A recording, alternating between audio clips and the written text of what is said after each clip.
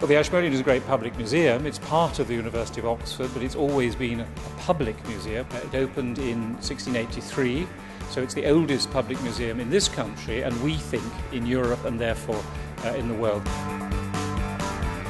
These are the greatest collections of art and archaeology outside London. In many cases, they're greater than the great national museums.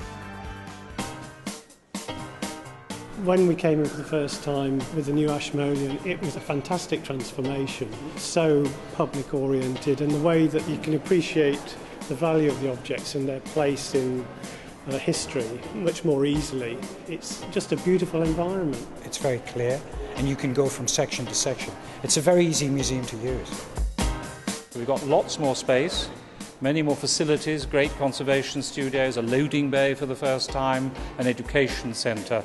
But really what this has been about is showing these very great collections properly to our public. I think that the refurbishment's been lovely. I think it's a much lighter gallery and museum now, and I think it's very easy to walk around.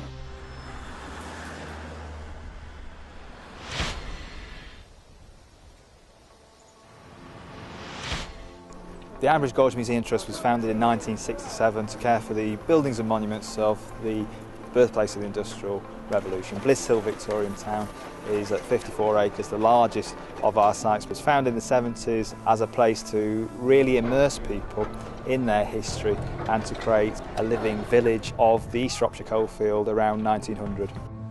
Canal Street is one of the major elements of the development project, and what we've been able to do for the first time is create a two-sided street.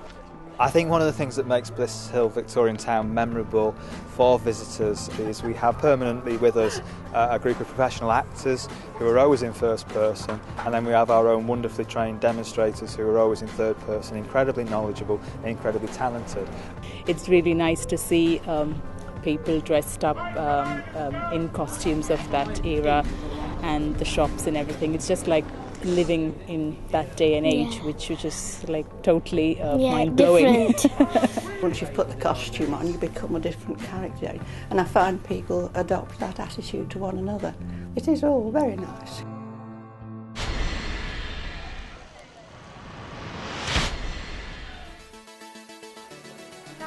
The central idea behind the redevelopment was about making it genuinely accessible to people at all levels and trying to make the place belong to the people of the city.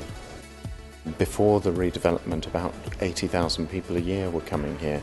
In the last year, we've seen more than 320,000 people. The children are actually engaging with things. They're actually pausing and looking and using the interactives and working out and having conversations with their parents and their grandparents. So there's a real social feel about it.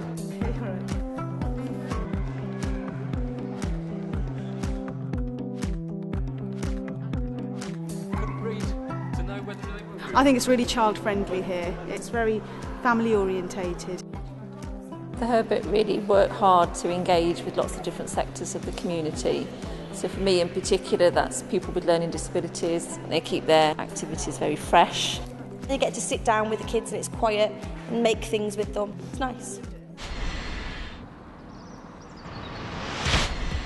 Well, the first part of the building opened in 1929 as the Belfast Museum and Art Gallery, set in the city's Botanic Gardens. And then in 1972 there was a huge concrete extension, a modernist extension, put onto the building.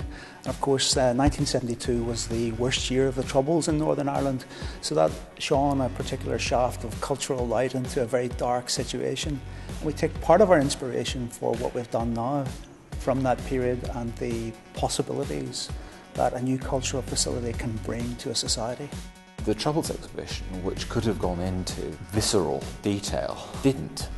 And it is particularly notable that they don't really mention religion at all. You just have a gradually rising tide of the awfulness, and it shows you how strong understatement can be. We wanted to open up the museum, so physically we've changed the relationship with the Botanic Gardens. We've made the museum much more accessible, much more light, much more airy. I love the way throughout various levels of the museum that they juxtapose crazy things against one another. You've got a fossil in one, you've got a machine in another, you've got a Chinese junk model, and what they're saying is that we've got lots of stuff and you're going to have a really good time, and you do.